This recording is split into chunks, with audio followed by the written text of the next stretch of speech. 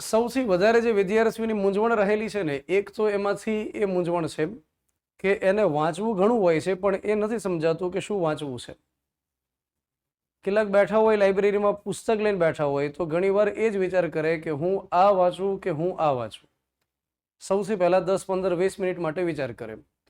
પછી એને એ વિચાર આવે કે હું એક કામ કરું, 5 મિનિટ રીલ્સ જોઈ નાખું. ત્યાર પછી મને એક સારો વિચાર આવશે. એમાં ને એમાં એનો ઘણો સમય બરબાદ થાય. બીજી એક સમસ્યા એ છે કે જે વિદ્યાર્થીઓ ટાઈમ ટેબલ મુજબ વાંચે છે, જ્યારે વિદ્યાર્થીઓ ટાઈમ ટેબલ બનાવવા માટે આવે અથવા બનાવ્યા પછી ફરીવાર જ્યારે મળે ત્યારે મને અમુક વિદ્યાર્થીઓ અત્યાર સુધી એવું કીધેલું કે સાહેબ ટાઈમ ટેબલ બનાવવાથી અમને સ્ટ્રેસ વધે છે. તો મેં એને પૂછ્યું કે ટાઈમ ટેબલ બનાવવાથી કેમ સ્ટ્રેસ વધે? તો એમણે કીધું કે સાહેબ આ ટાઈમ ટેબલ બનાવીએ, આખા દિવસનું શેડ્યુલ બનાવીએ અને ત્યાર પછી જ્યારે એ કામ પૂર્ણ ન થાય ત્યાર પછી એ જે પૂર્ણ ન થયેલા કામ હોય એનું ભારણ લાગે છે.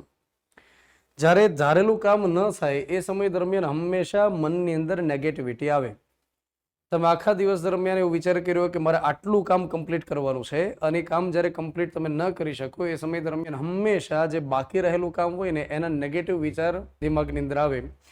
એવું ન બને કે જે આખા દિવસ દરમિયાન તમે જે કામ કર્યા હોય એના પોઝિટિવ વિચાર ન આવે. સમય એવું લાગ્યા કરે કે આ અધૂરું હજી મારે બાકી છે.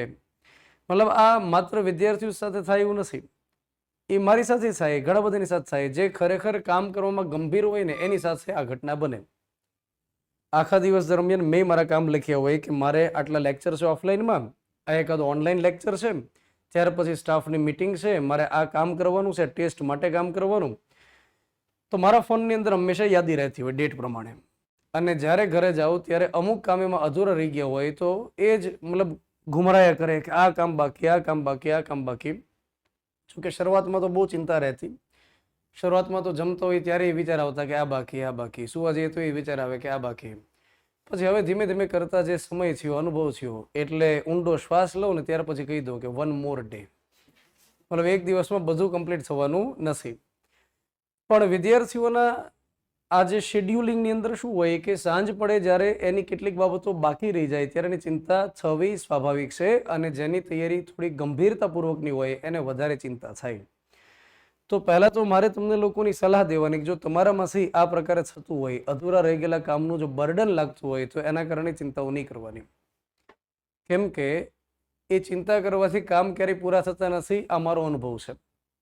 એના માટે આગલા દિવસની રાહ જોવાની અને જે કામ કર્યું છે એમાં ખુશ થવાનું કે આજે આપણે આટલું